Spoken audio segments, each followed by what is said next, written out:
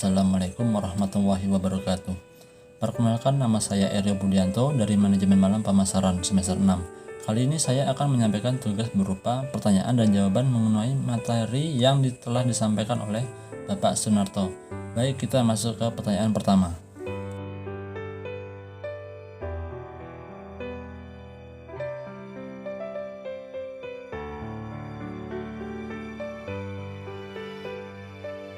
Disebutkan jasa tidak berwujud karena jasa hanya bisa dirasakan dan dinikmati saja, dan tidak bisa dipegang maupun dilihat. Seperti contoh, layanan transportasi online, kita hanya bisa merasakan manfaatnya saja ketika sampai di tempat tujuan.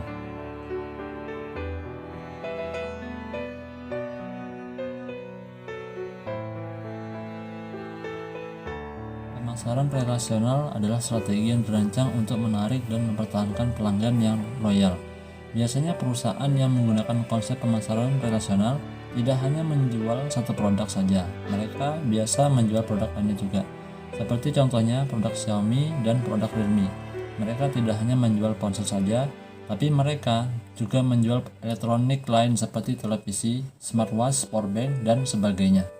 Sehingga pelanggan yang loyal dengan brand tersebut biasanya akan terus membeli produk dari brand ini. Hal ini bisa terjadi dari berbagai macam alasan. Bisa dari brand image yang baik, bisa juga dari harga yang lebih murah, dan bisa juga dari kualitas yang baik dan konsisten.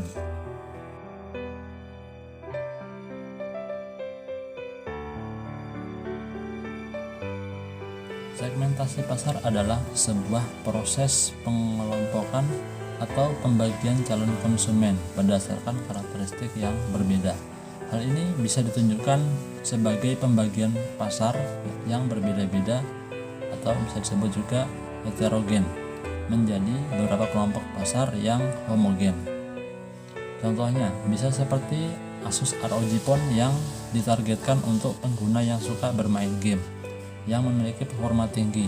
Namun ponsel ini tidak nyaman digunakan untuk aktivitas harian karena bobotnya relatif berat. Sedangkan Asus Zenfone series lebih diperuntukkan ke kelas bisnis atau pengguna kantoran yang mengutamakan mobilitas.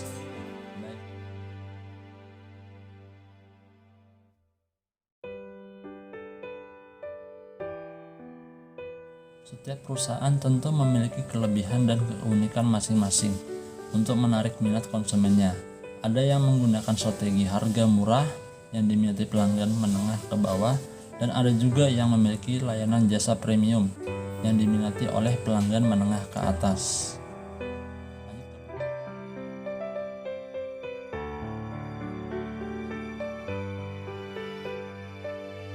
Menurut Handi Chandra, experiential marketing adalah strategi pemasaran yang dibungkus dalam bentuk kegiatan sehingga memberi pengalaman yang dapat membekas di hati konsumen.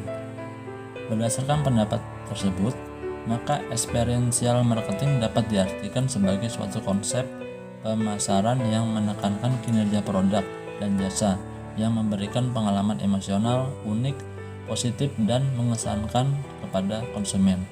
Selain itu juga menyentuh hati dan peranan mereka sehingga mau menggunakan produk dan jasa perusahaan tersebut.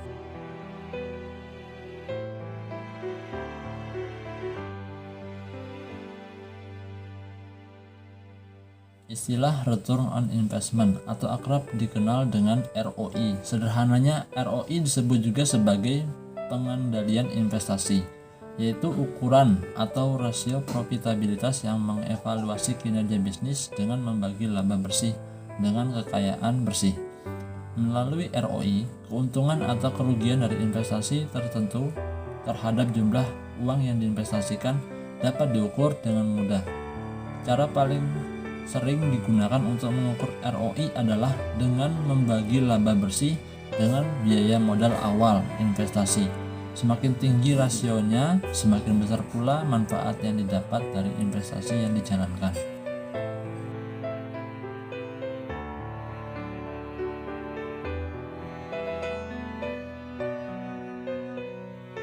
Karena bisnis jasa biasanya padat dengan karya berupa unjuk kerja dan sering dikerjakan oleh manusia, maka tidak ada keluaran jasa yang secara persis sama.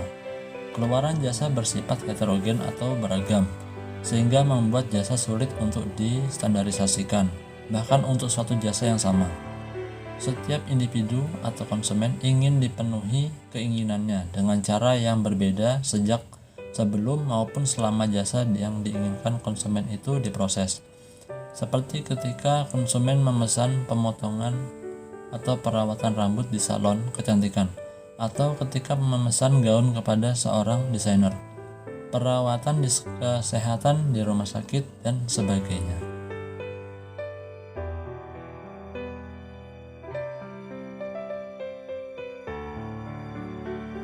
Promosi bisa disebut juga mengiklankan suatu produk atau merek, menghasilkan penjualan, dan menciptakan loyalitas merek atau brand tersebut.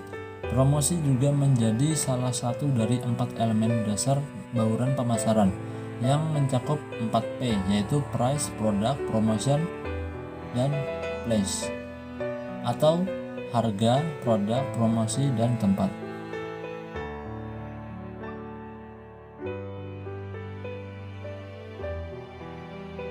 Peranan periklanan dalam pemasaran suatu produk yaitu untuk membangun kesadaran atau dapat disebut juga awareness terhadap keberadaan produk yang ditawarkan. Selain itu juga dapat menambah pengetahuan konsumen tentang produk yang ditawarkan, membujuk calon konsumen untuk membeli dan menggunakan produk tersebut, dan juga untuk membedakan diri perusahaan satu dengan perusahaan yang lainnya.